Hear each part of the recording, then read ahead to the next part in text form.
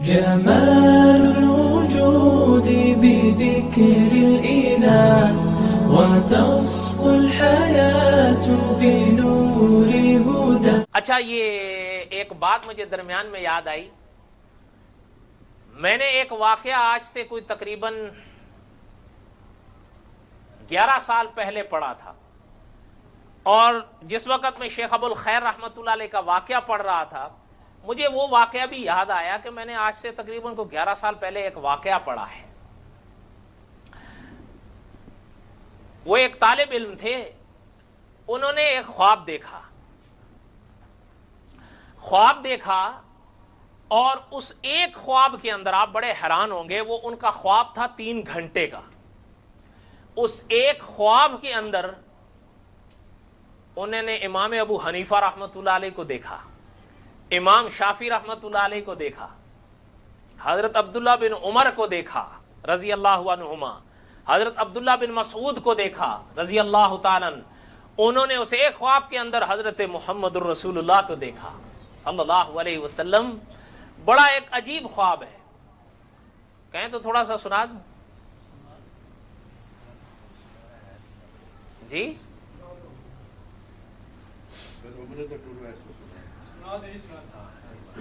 تو پہلے وہ سن لیں تاکہ وہ رہ نہ جائے.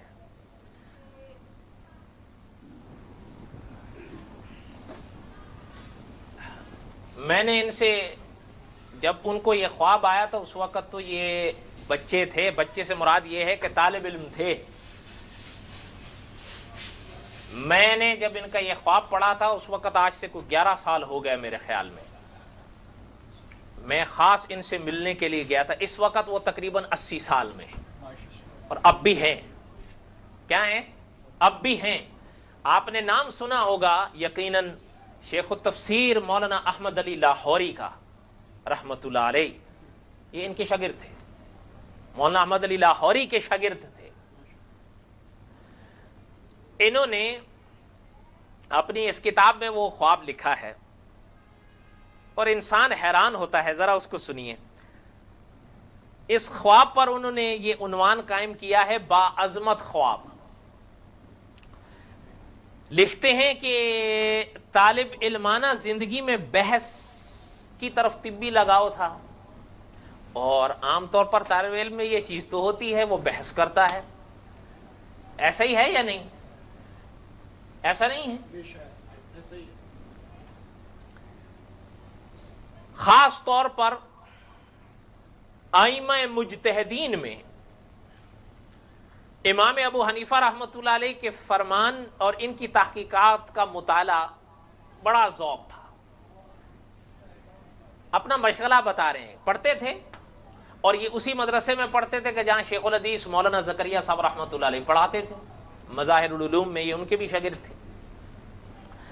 فرمایا کہ اس وقت بحث کا بڑا شوق رہتا تھا، اور خاص کر امام ابو حنیفہ رحمۃ اللہ علیہ کے فرمان اور حضرت کے متعلق باتوں کا بڑا ذوق شوق رہتا تھا. ٹھیک ہے. فرمایا انہی دنوں کسی کتاب کو میں پڑھ رہا تھا، نیند آ گئی. عام طور پر آج بھی ایک مسئلہ بڑا شور سے اٹھا رہتا ہے اور ہر طرف، اور اس پر ایک آواز رہتی ہے، رفع یدین کا مسئلہ جو ہے. خیر میرا وہ موضوع نہیں ہے، نہ میں اس کو چھیڑوں گا. میرے کہنے کا مقصد یہ ہے کہ عام طور پر یہ بڑا رہتا ہے، اور اس دور میں بھی خاص کر جب طالب علم پڑھتے ہیں تو احادیث شریف میں تو دونوں طرح کی حدیثیں ملیں گی، رفع یدین کرنے کی بھی اور رفع یدین نہ کرنے کی بھی. اور ہاں ایک چیز کہوں گا آپ حضرات سے، یہ مسئلہ ہے بڑا علمی رفع یدین کا، اس لیے کسی ایرے غیرے کی باتوں میں آنے کی ضرورت نہیں ہے. یہ بہت علمی مسئلہ ہے. اس دن مجھے ایک صاحب نے بڑی عجیب بات بتائی. وہ فرما رہے تھے کہ ایک صاحب نے مجھ سے ذکر کیا کہ نماز کے بعد جو دعا مانگی جاتی ہے نا، یہ بدعت ہے. ایک صاحب نے مجھ سے خود ذکر کیا کہ ایک صاحب مجھ سے کہہ رہے تھے کہ یہ بدعت ہے. اچھا پتہ ہے میں حیران ہو گیا جنہوں نے جواب دیا. پتہ انہوں نے کیا جواب دیا؟ انہوں نے کہا کہ میں نے ان صاحب سے صرف اتنا کہا کہ بھائی میں تو ان پڑھ آدمی ہوں، پڑھا لکھا نہیں، البتہ اتنا ضرور ہے کہ میں نے دیکھا ہے کہ اگر نماز کے بعد دعا بدعت ہے تو ہمارے تو یہاں کے سب سے بڑے مفتی صاحب بھی وہ دعا کرا رہے ہیں، ہمارے تو اس ملک کے سب سے بڑے قاری صاحب بھی وہ دعا کرا رہے ہیں، ہمارے تو شیخ مکی، ان حضرات کو بھی پتہ نہیں چلا کہ بدعت سنت کیا ہے، آپ کو زیادہ پتہ چل گیا۔ یہ بڑی حیرانگی کی بات ہے کہ یعنی مطلب تو یہ ہے کہ اگر آپ کی بات مان لوں تو آپ تو پھر ان سے بھی بڑھ کر ہو۔ کیوں؟ آپ کو سنت بدعت سمجھ میں آ گئی، ان کو نہ آئی۔ مکی صاحب کا جو میں حوالہ دے رہا ہوں اس لیے کہ میں آپ سے پوچھتا ہوں، اگر کوئی شخص یہ کہے تو کیا مکی صاحب جو دعا کراتے تو ان کو بھی نہ سمجھ میں آیا آج تک کہ سنت اور بدعت کیا ہے؟ اس لیے اگر کوئی رفع دین کے حوالے سے دھوکہ دے تو بات میں آنے کی ضرورت نہیں ہے۔ بالکل یہ بہت ٹھوس علمی موضوع ہے، یہی وجہ ہے کہ جب عوام کو سامنے بٹھا کر ان کے سامنے رفع دین کے موضوع پر مناظرہ کیا جاتا ہے تو عوام سلجھتے نہیں، الجھ جاتے ہیں، ان کو سمجھ میں نہیں آتا ہے یہ کیا ہو رہا ہے۔ کیوں؟ اس لیے کہ ماشاءاللہ ہماری عوام دین کے علم کے معاملے میں جس علم کے درجے پر ہے وہ تو آپ کو اور ہم سب کو ہی پتا ہے۔ وہ بیچارے استنجے کا مسئلہ نہیں جانتے کہ استنجے کا صحیح طریقہ کیا ہے، آپ بتاؤ، وہ جانتے ہیں، ان کو کیا پتا ہے؟ ان کی آگے ان کو بٹھا کے میں رفع دین کا موضوع شروع کر دوں، وہ بھی مناظرانہ، وہ تو بیچارے میرے حال میں جو پڑھ رہے ہیں اس سے بھی چلے جائیں گے۔ اس لیے اس بات کو کہنے کا میرا مقصد یہ تھا کہ یہ ایک ٹھوس علمی موضوع ہے، تو طالب علموں میں یہ بحث وغیرہ رہتی ہے، کوئی تعجب کی بات نہیں، وہ تو بہرحال علم سیکھ رہے ہوتے ہیں، پڑھ رہے ہوتے ہیں، وہاں تو سمجھ میں بھی آتا ہے۔ بعض مدارس میں یہ نظم ہوتا ہے، پتہ ہے مولانا ضیاء القاسمی صاحب رحمۃ اللہ علیہ جب پڑھایا کرتے تھے تو جب دورہ ہوا کرتا تھا نا تو اس میں بعض طالب علم کو حضرت بلاتے تھے، ادھر آ جاؤ، اچھا اس کو فرماتے تھے کہ آج تم نے قادیانی بننا ہے، بحث کے دوران، ظاہری طور پر، حقیقت کے طور پر نہیں، تم نے وہ دلائل دینے ہیں کہ جو قادیانی پیش کرتے ہیں نبوت جاری ہونے پر، ٹھیک ہے؟ اچھا پھر اس کے بعد دوسرے طالب علم کو بلاتے تھے کہ تم نے دیوبندی بننا ہے اور تم نے جواب دینا ہے کہ حضور کے بعد ہر قسم کی نبوت کیا ہے۔ اچھا اس کے بعد پھر وہ دلائل پیش کرتے تھے، یہ ادھر سے جواب دیتے تھے، وہ کاٹتے تھے، یہ کاٹتے تھے، سمجھ رہے ہیں نہیں سمجھ رہے ہیں؟ اچھا اس کا مقصد کیا ہوتا تھا؟ تربیت۔ جب وہ کلاس ختم ہوتی تھی اس کے بعد فرماتے تھے جاؤ وضو کر کے 2 رکعت صلاۃ و توبہ پڑھو کیونکہ تم نہ قادیانی ہو، نہ یہ ہو، نہ وہ۔ تو کہنے کا یہ تو تربیت ہوتی ہے نا طالب علم کے لیے، تو کیونکہ موقع ان کی زندگی میں ایسے آئیں گے، تو طالب علموں میں یہ چیز ہوتی ہے۔ حضرت فرمانے لگے کہ ان دنوں میں اس چیز کا بڑا ذوق شوق ہوتا تھا۔ فرمایا کہ انہی دنوں کی بات ہے کہ اچانک ایک دن خواب آیا اور خواب میں نے دیکھا کہ ایک بہت بڑا مجمع ہے اور 4 سو لوگ جمع ہیں، ہر طرف چاروں سمت لوگ ہی لوگ ہیں۔ فرمایا ہر شخص مجمع کے درمیان داخل ہونے کی کوشش کرتا ہے۔ لکھتے ہیں حضرت کہ میں نے خواب کے دوران ہی ایک صاحب سے پوچھا کہ یہ رش کن لوگوں کا ہے بھائی؟ فرمایا کہ جن سے میں نے خواب میں پوچھا تھا انہوں نے مجھے جواب دیا کہ یہ سارا مجمع اصحاب رسول کا ہے صلی اللہ علیہ وسلم، اور ساتھ میں یہ بھی بتایا کہ یہاں امام ابو حنیفہ رحمۃ اللہ علیہ میں اور امام شافعی رحمۃ اللہ علیہ میں مناظرہ ہو رہا ہے۔ کیا ہو رہا ہے؟ ہاں کیا ہو رہا ہے؟ حضرت لکھتے ہیں کہ خواب کے اندر امام صاحب رحمۃ اللہ علیہ کا نام سنتے ہی میں تیزی سے مجمع کے درمیان جا پہنچا۔ ذوق شوق سارا دن ان چیزوں پر رہتا تھا۔ امام ابو حنیفہ رحمۃ اللہ علیہ اور امام شافعی کو میں نے آمنے سامنے خواب میں کھڑا دیکھا۔ حضرت لکھ رہے ہیں فرمایا کہ میں نے دیکھا کہ 2 صاحب کھڑے ہیں اور ایک امام ابو حنیفہ ہیں اور دوسرے امام شافعی ہیں رحمہ اللہ۔ اچھا ایک چیز یاد رکھیے گا، امام ابو حنیفہ رحمۃ اللہ علیہ رفع دین اور امام شافعی کے ہاں رفع دین۔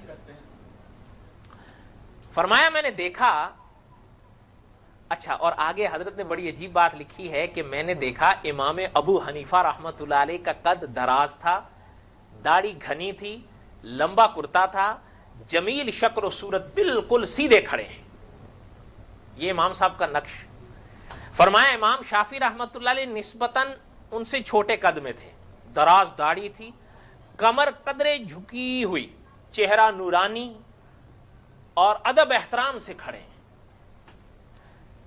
ان دونوں بزرگوں کو دیکھ کر دل باغ باغ ہو گیا. مسئلہ اپنی جگہ، مناظرہ اپنی جگہ، لیکن اگر یہ خواب کسی کو مل جائے.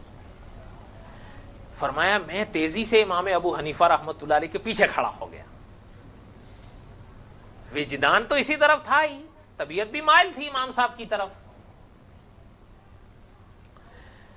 فرمایا میں توجہ سے سننے لگا کہ دونوں حضرات کیا گفتگو کرتے ہیں.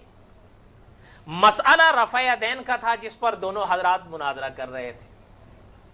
امام ابو حنیفہ رحمۃ اللہ علیہ اپنے دلائل بیان کر رہے تھے اور امام شافعی اپنے دلائل بیان کر رہے تھے رحمہ اللہ.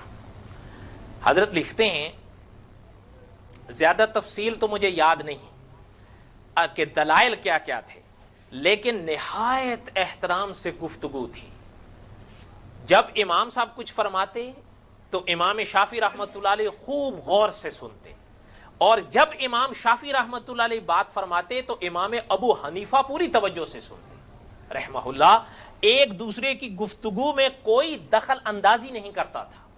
ایسا نہیں ہے کہ سامنے والے کی بات کو کاٹوں اور میں بولوں. حالانکہ آج کل کہ اللہ معاف کریں، اللہ معاف کریں، توبہ توبہ، جو مناظروں کا نام اور رنگ دے دیا گیا ہے وہ آپ سنیں، اللہ مان والحفیظ ہے، کیا نتیجہ کوئی لے گا اس کا. فرمایا بہت دیر تک یہ سلسلہ جاری رہا اور مجمع بھی نہایت پرسکون تھا. ایسا محسوس ہوتا تھا کہ مجمع کا آخری حصہ بھی ویسا ہی سن رہا ہے جیسے درمیانی حصہ. ہر جانب آواز یکساں سنائی دے رہی تھی، لیکن فیصلہ ہونے نہ پاتا کہ میں آہستہ آہستہ امام ابو حنیفہ رحمۃ اللہ علیہ کے امام صاحب، لیکن فیصلہ نہ ہونے پایا ابھی کہ میں آہستہ آہستہ امام ابو حنیفہ رحمۃ اللہ علیہ کے پیچھے بالکل قریب ہو گیا. میرے اور آپ کے درمیان اور کوئی نہیں. میں منتظر ہوں کہ امام صاحب کامیاب ہو جائیں. میں نے پہلے کہا نا، وجدان میں تو یہی تھا. ایسا ہی ہے یا نہیں؟ اور حنفی تھے، اس لیے کوئی تعجب کی بات بھی نہیں. اس طویل گفتگو کا آخری حصہ خوب یاد رہا. ممکن ہے الفاظ آگے پیچھے ہوں، لیکن مفہوم یہی تھا. امام شافعی رحمۃ اللہ علیہ نے امام ابو حنیفہ رحمۃ اللہ علیہ سے پوچھا کہ آپ کے ہاں کوئی حدیث شریف بطور دلیل موجود ہے کہ رفع دین نہ کیا جائے؟ امام ابو حنیفہ رحمۃ اللہ علیہ نے فرمایا کیوں نہیں. اب امام ابو حنیفہ رحمۃ اللہ علیہ نے رفع دین نہ کرنے کی دلیل پیش کی. اور دلیل کہاں سے پیش کی؟ فرمایا امام ابو حنیفہ رحمۃ اللہ علیہ نے کہ مجھ سے حدیث بیان کی حماد رحمۃ اللہ علیہ نے. فرمایا حماد رحمۃ اللہ علیہ نے ابراہیم نخعی رحمۃ اللہ علیہ سے حدیث سنی، اور ابراہیم نخعی رحمۃ اللہ علیہ نے حدیث بیان کی، اور وہ حدیث حضرت علقمہ رحمۃ اللہ علیہ سے سنی، اور حضرت علقمہ رحمۃ اللہ علیہ نے حضرت اسود رحمۃ اللہ علیہ سے سنی، اور ان دونوں حضرات نے یہ حدیث حضرت عبداللہ بن مسعود سے سنی رضی اللہ تعالی عنہ. کن سے سنی؟ اور حضرت عبداللہ بن مسعود کون ہے؟ حضرت عبداللہ بن مسعود سے سنی رضی اللہ تعالیٰ عنہ. کہ حضرت عبداللہ بن مسعود فرماتے ہیں کہ رسول اللہ صلی اللہ علیہ وسلم نماز شروع کرتے وقت دونوں ہاتھ کانوں تک اٹھایا کرتے تھے، پھر اس کے بعد کسی بھی حالت میں نہیں اٹھاتے تھے. کوئی بات سمجھ میں آ رہی ہے؟ یہ بات حضرت امام شافعی رحمۃ اللہ علیہ کے آگے امام ابو حنیفہ نے پیش کی رحمہ اللہ. قیاس پیش کیا یا حدیث پیش کی؟ اور یہ آج بھی موجود ہے، یہ آج بھی موجود ہے. حضرت فرماتے ہیں کہ خواب کے اندر جب حضرت نے یہ پیش کی تو خواب کے اندر امام شافعی رحمۃ اللہ علیہ سن کر خاموش ہو گئے. پھر امام ابو حنیفہ رحمۃ اللہ علیہ نے امام شافعی سے پوچھا رحمۃ اللہ علیہ کہ کیا آپ کے ہاں بھی کوئی دلیل ہے کہ رفع دین کیا جائے؟ تو امام شافعی رحمۃ اللہ علیہ نے نہایت احترام سے جواب دیا کہ جی ہے. میں نے پہلے کہا تھا کہ حدیث جس طرح رفع دین نہ کرنے کی ہے تو رفع دین، تو امام شافعی نے بولا، کہا، فرمایا رحمہ اللہ، حضرت امام شافعی رحمۃ اللہ علیہ نے ارشاد فرمایا مجھ سے حدیث بیان کی امام اوزائی نے رحمۃ اللہ علیہ، امام اوزائی نے ابن شہاب زہری سے رحمۃ اللہ علیہ، اور ابن شہاب زہری رحمۃ اللہ علیہ نے حدیث بیان کی حضرت سالم رحمۃ اللہ علیہ سے، اور حضرت سالم رحمۃ اللہ علیہ نے اپنے والد عبداللہ بن عمر رضی اللہ تعالی عنہما سے.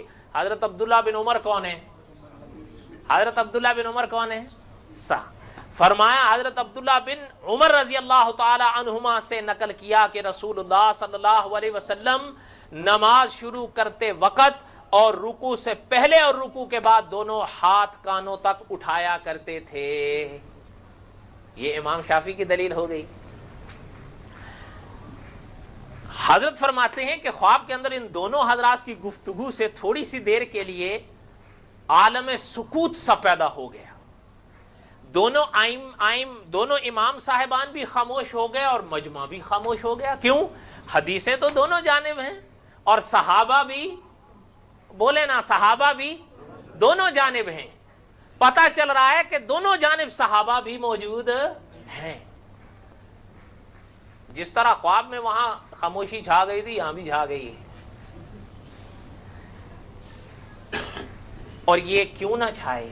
اس لیے کہ دونوں جانب حدیث رسول ہے صلی اللہ علیہ وسلم. اس لیے ہمارے استاد محترم فرمایا کرتے تھے کہ اس باب میں بہت دھیان سے لب کشائی کیا کرو، اس لیے کہ جہاں بات حضور کی آئے تو پھر الفاظ بہت سوچ سمجھ کے چنا کرو صلی اللہ علیہ وسلم، کیونکہ دونوں ادائیں محمد الرسول اللہ کی ہیں صلی اللہ علیہ وسلم. اور حضرت فرماتے تھے کہ اللہ کی شان ہے، آپ اور ہم بحث کریں اپنی جگہ، زیادہ سے زیادہ بحث افضل اور غیر افضل کی ہے، لیکن اس میں کوئی شک نہیں کہ ادائیں دونوں محمد الرسول اللہ کی ہیں صلی اللہ علیہ وسلم. فرمایا میری بے قراری میں اضافہ ہونے لگا کہ الہی یہ کیا ہو گیا، دونوں طرف حدیث ہیں صلی اللہ علیہ وسلم. کیوں؟ پہلے حضرت نے لکھا تھا نا کہ میں خواب میں چاہ رہا تھا، میں پیچھے ہی ہو گیا تھا امام ابو حنیفہ رحمۃ اللہ علیہ کے، اور میں چاہتا تھا کہ امام صاحب غالب رہیں. اور یہ کوئی ایسی بات نہیں ہے کیونکہ حنفی تھے، کوئی اشکال کی بات بھی نہیں. فرمایا کہ دونوں کے پاس حدیث رسول ہے. اچانک امام ابو حنیفہ رحمۃ اللہ علیہ نے فرمایا ٹھیک ہے. غور سے سنیے، ہر طرف سناٹا چھایا ہے، امام صاحبان بھی خاموش ہیں. فرمایا اچانک امام ابو حنیفہ رحمۃ اللہ علیہ نے فرمایا ٹھیک ہے، تو آئیے ہم خود ہی ان دونوں صحابہ سے فیصلہ کرا لیتے ہیں. حضرت عبداللہ بن عمر سے حدیث ہے اور حضرت عبداللہ بن مسعود سے ہے رضی اللہ عنہما، تو دونوں حضرات یہاں موجود ہیں، ہم دونوں سے فیصلہ کرا لیتے ہیں. فرمایا کہ یہ کہہ کر دونوں امام آگے چلنے لگے اور مجمع بھی ہٹنے لگا. قریب ہی دونوں صحابی رسول بھی نظر آ گئے صلی اللہ علیہ وسلم. اور حضرت لکھتے ہیں یہ منظر عجیب روح پرور تھا. امام ابو حنیفہ رحمۃ اللہ علیہ حضرت عبداللہ بن مسعود کی شکل سے ملتے جلتے تھے اور امام شافعی کی شکل حضرت عبداللہ بن عمر سے ملتی جلتی تھی. نہیں سمجھ میں آ رہی ہے بات؟ یہ عالم خواب ہے نا. فرمایا کہ حضرت امام ابو حنیفہ رحمۃ اللہ علیہ اس حدیث پر عامل تھے جو حضرت عبداللہ بن مسعود سے ہے، اور حضرت امام شافعی اس حدیث پر عامل تھے جو حضرت عبداللہ بن عمر سے ہے رضی اللہ عنہما. تو دونوں کی شکل و صورت کے نقش و نگار بھی انہی صحابہ سے ملتے جلتے تھے. دونوں ہیں تو وارث محمد نا صلی اللہ علیہ وسلم. بات سمجھ میں آ رہی ہے یہاں تک؟ یہ آخری بس واقعہ سنا کے بس کرتا ہوں. فرمایا کہ امام شافعی رحمۃ اللہ علیہ نے حضرت ابن عمر رضی اللہ عنہما سے عرض کیا، حضرت کیا آپ نے یہ حدیث بیان نہیں فرمائی؟ کنہوں نے کن سے پوچھا؟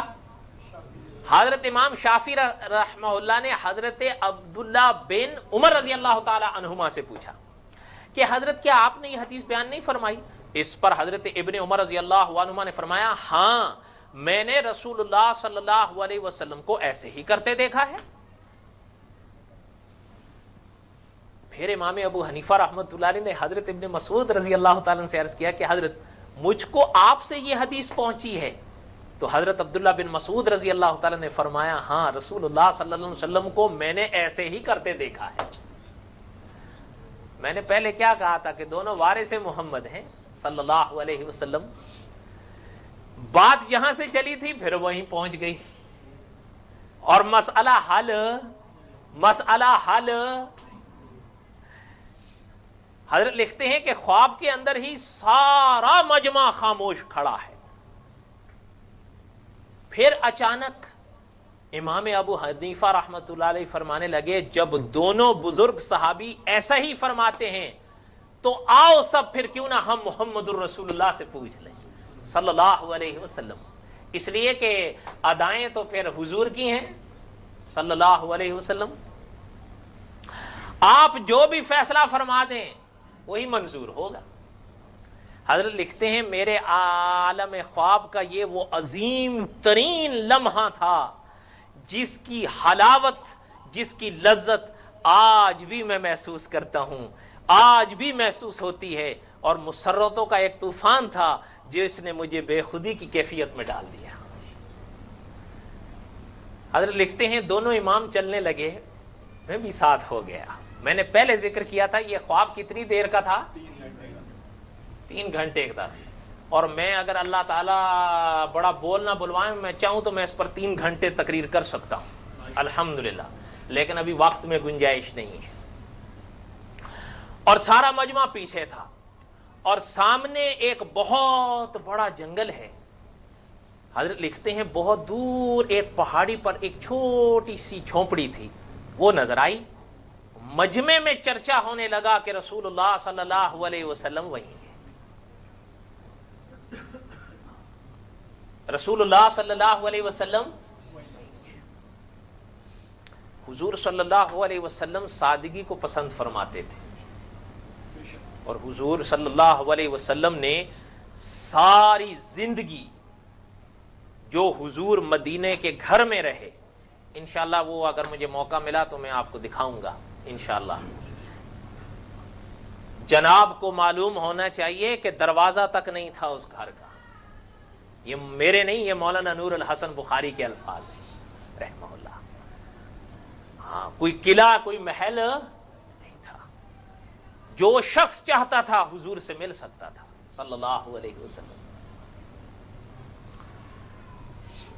فرمایا چرچا، ہاں اس لیے میں نے یہ اشارہ اس لیے کیا کہ یہاں پر جو جھونپڑی کا لفظ آیا ہے تو کوئی اس پر واویلا نہ شروع کرے۔ یاد رکھیے گا فارسی کی کہاوت ہے صدر ہر جا کے نشین است کے صدر است، بادشاہ جہاں بھی ہوں بادشاہ ہی ہوا کرتے ہیں، ایسا ہی نہیں ہے؟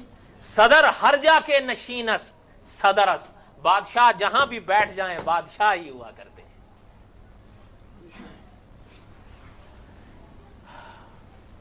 فرمایا سب کی آنکھیں اس طرف لگ گئیں، اس انتظار میں زیادہ دیر نہ ہوئی کہ رسول اللہ صلی اللہ علیہ وسلم قریب آ گئے صلی اللہ علیہ وسلم۔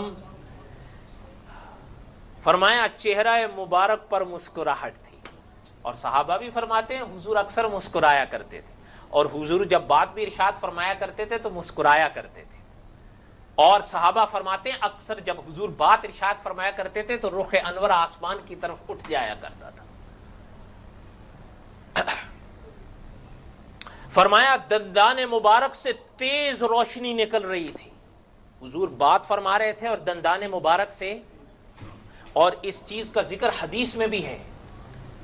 آپ نے شیخ الحدیث مولانا زکریا صاحب رحمۃ اللہ علیہ کا نام تو سنا ہے، حضرت کی ایک کتاب ہے، اصل تو کتاب ہے وہ امام ترمذی کی رحمۃ اللہ علیہ، حضرت نے اس کا ترجمہ اور شرح لکھی، اس میں حضرت نے یہ جو فرمایا گیا دندان مبارک سے تیز روشنی، اس پر بڑی عجیب باتیں لکھی ہیں حدیث شریف کے حوالے سے۔ کبھی موقع رہا تو پھر کبھی صحیح. فرمایا حضور صلی اللہ علیہ وسلم کا رخ انور پر مسکراہٹ، حضور صلی اللہ علیہ وسلم کے دندان مبارک سے تیز روشنی، سر مبارک پر سفید پگڑی. کون سی پگڑی؟ کون سی پگڑی؟ فرمایا کرتا دراز. کیا؟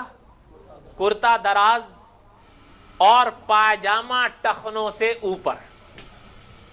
پاجامہ یعنی جو لباس حضور نے نیچے پہنا ہوا تھا صلی اللہ علیہ وسلم، وہ ٹخنوں سے اوپر. اچھا، حضور صلی اللہ علیہ وسلم کے پھر دونوں پیارے مقدس پیروں میں نالین شریفین صلی اللہ علیہ وسلم.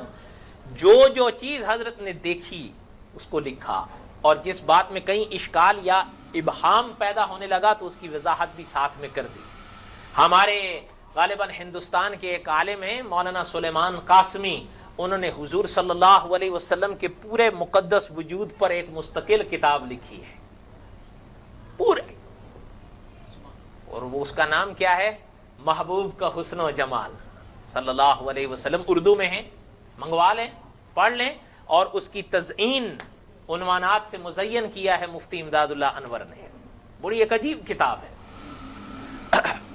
فرمایا امام ابو حنیفہ رحمۃ اللہ علیہ اور امام شافعی رحمۃ اللہ علیہ کے احترام کا حال عجیب تھا. امام صاحب رحمۃ اللہ علیہ تو آنکھیں نیچے کیے ہوئے ستون کی طرح ساکت کھڑے ہیں. امام شافعی رحمۃ اللہ علیہ ویسے بھی خمیدہ کمر تھے اور ادب اور احترام میں اتنے جھک گئے کہ خواب میں ایسا محسوس ہو رہا تھا کہ جیسے رکوع کی حالت پیدا ہونے لگے. فرمایا رسول اللہ صلی اللہ علیہ وسلم دونوں کو دیکھ کر مسکرا دیے. دونوں کو دیکھ کر حضور مسکرائے ہیں، چاہے وہ امام ابو حنیفہ ہیں چاہے امام شافعی ہیں. یہ عجیب بات تھی کہ امام ابو حنیفہ رحمۃ اللہ علیہ نے اس موقع پر بھی نہایت ادب سے عرض کیا کہ یا رسول اللہ صلی اللہ علیہ وسلم، آپ کے صحابی حضرت عبداللہ بن مسعود رضی اللہ تعالیٰ عنہ فرماتے ہیں کہ جناب نماز شروع کرتے وقت صلی اللہ علیہ وسلم دونوں ہاتھ کانوں تک اٹھاتے تھے، پھر کسی حالت میں اس کو کا اعادہ نہیں فرماتے. آپ صلی اللہ علیہ وسلم نے مسکراتے ہوئے سکوت فرمایا اور کوئی جواب نہیں دیا.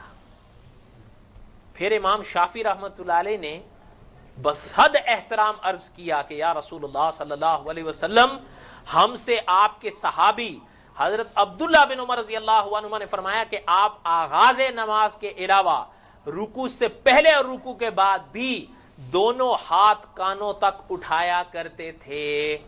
رسول اللہ صلی اللہ علیہ وسلم نے اس سوال پر بھی مسکراتے ہوئے سکوت فرمایا. کوئی بات سمجھ میں آئی ہے؟ اگلی بات سنیے.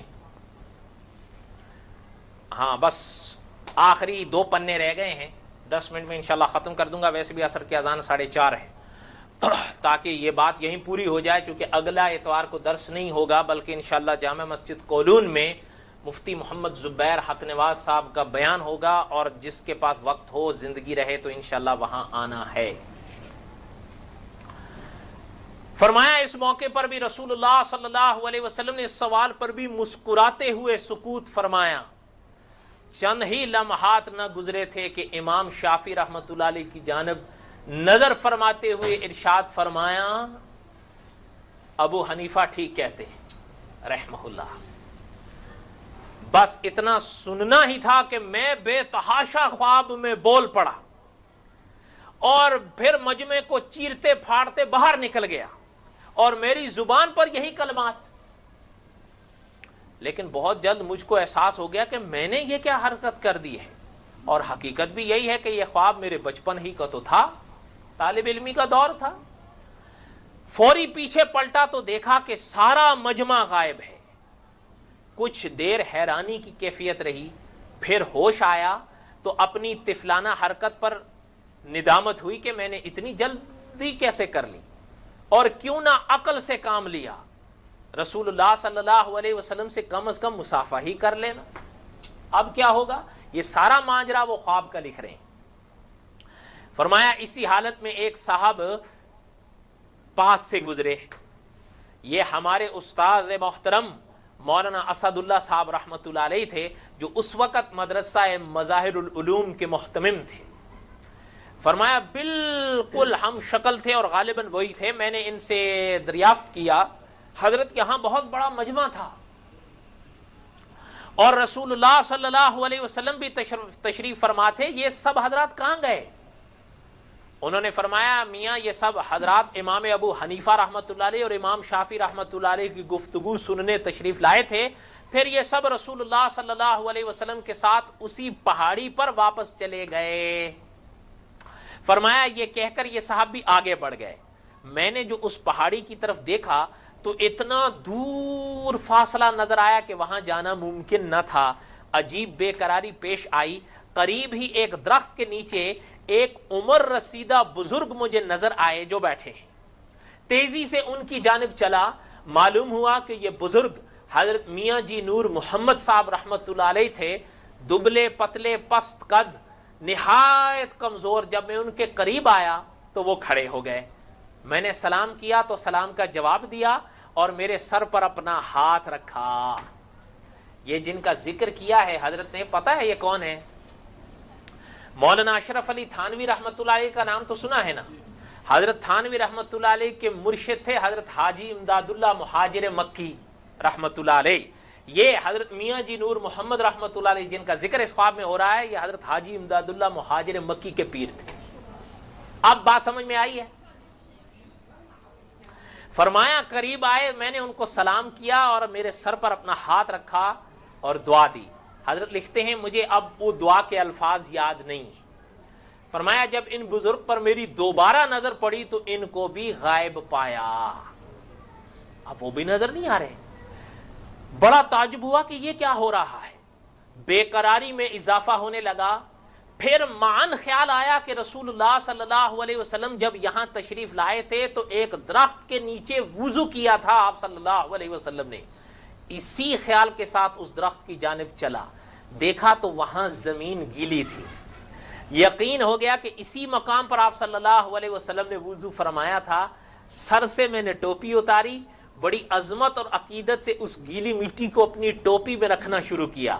جب پوری مٹی اٹھا لی تو مٹی کے وہ باریک ذرات جو وضو کے پانی سے نم شدہ تھے، ایک ایک ذرہ اپنی آنکھ کی پلک سے اٹھا اٹھا کر ٹوپی میں رکھنے لگا۔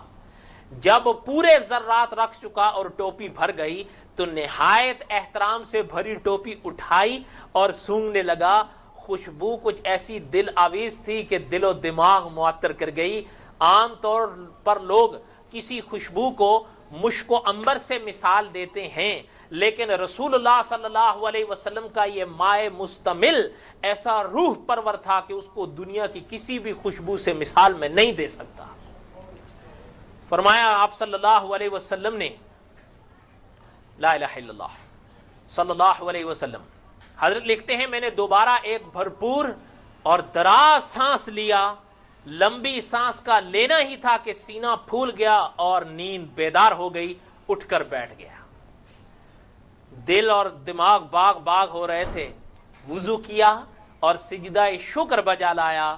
مجھ کو خوب یاد ہے کہ اس خواب کے چند ہی دنوں بعد حضرت حکیم الاسلام قاری محمد طیب صاحب رحمت اللہ علیہ، جو اس زمانے میں محتمم تھے دارالعلوم دیوبند، کہ جن کے بارے میں علماء فرماتے ہیں فرشتہ صورت اور فرشتہ سیرت، حضرت تبلیغی دورے پر تشریف لائے۔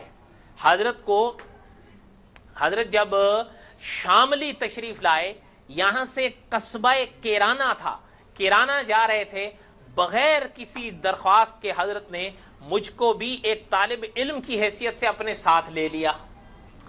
فرمایا حضرت کی اس عنایت پر جرت بڑھ گئی۔ سفر چونکہ گھوڑے گاڑی پر تھا، اس لیے راہ سے چلتے چلتے اس موقع سے فائدہ اٹھاتے ہوئے میں نے اپنا پورا خواب حضرت کو بیان کر دیا۔ حضرت لکھتے ہیں حضرت نے پوری توجہ سے میرا خواب سنا۔ منزل پر پہنچنے کے بعد اپنی مجلس میں اس خواب کے ہر حصے کی تعبیر حضرت نے خود بیان فرمائی کہ سننے والوں پر بھی بوئے خودی کسی کیفیت طاری ہو گئی۔ مسلسل 3 گھنٹوں تک یہی سلسلہ چلتا رہا۔ عجیب بات ہے کہ میرا یہ خواب بھی 3 گھنٹوں کا تھا، اور اس وقت جب میں یہ واقعہ لکھ رہا ہوں سن 1992، اگر حضرت قاری صاحب رحمۃ اللہ علیہ زندہ ہوتے تو خود حضرت کی زبانی میں اس تعبیر کی ایک ایک بات آپ کو سناتا، جس کا اب امکان نہیں رہا۔ کیوں کہ اب حضرت اس دنیا میں زندہ نہیں ہیں، لیکن اللہ تعالیٰ کی عنایت ہے کہ میں پچھلے سفر میں جب حرم گیا تھا تو خاص حضرت کی زیارت کرنے کے لیے میں گیا تھا۔ اس وقت تقریباً 80 سال کے ہیں۔ کتنے سال کے ہیں؟ 80 سال کے ہیں، چھوٹا سا قد، چھوٹا سا جسم، لیکن یقین جانیے ظاہری حسن و لحاظ سے، حسن و جمال کے لحاظ سے آپ کو کوئی چیز محسوس نہ ہو، لیکن اس کے باوجود مولانا کے چہرے سے نظر ہٹانے کو دل نہیں کرتا۔ خیر یہ بات تو لمبی ہو گئی، میرے کہنے کا مقصد تھا یہ ہوتی ہے کسک، کہ جو کسک انسان کو اس دائرے تک لے جاتی ہے، جو بات شیخ ابو الخیر رحمۃ اللہ علیہ کی سنا رہا تھا، اور جو حضور صلی اللہ علیہ وسلم نے ان صاحبان کی فضیلت بیان فرمائی کہ جن کی وفات حرمین شریفین میں سے کسی حرم میں ہو جاتی ہے۔ دعا کریں کہ اللہ تعالی ہم سب کو ہدایت نصیب فرمائے، اللہ تعالی حرمین شریفین کی زیارتیں نصیب فرمائے، وصلی اللہ